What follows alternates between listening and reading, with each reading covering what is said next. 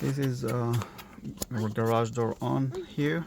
Just want to show you how to program a Lexus to the garage door opener.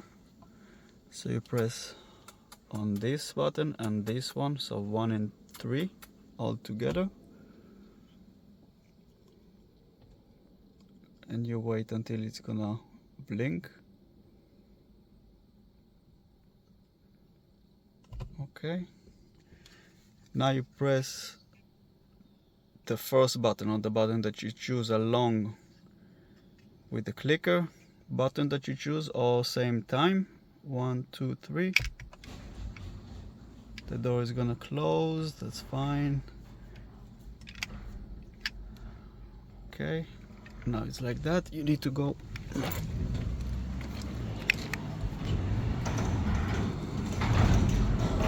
and locate the long button from the garage door opener. In this case, this is the one. You press it one time and you come back to here.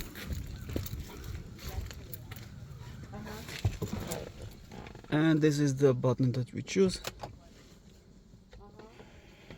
Okay, now it's programmed.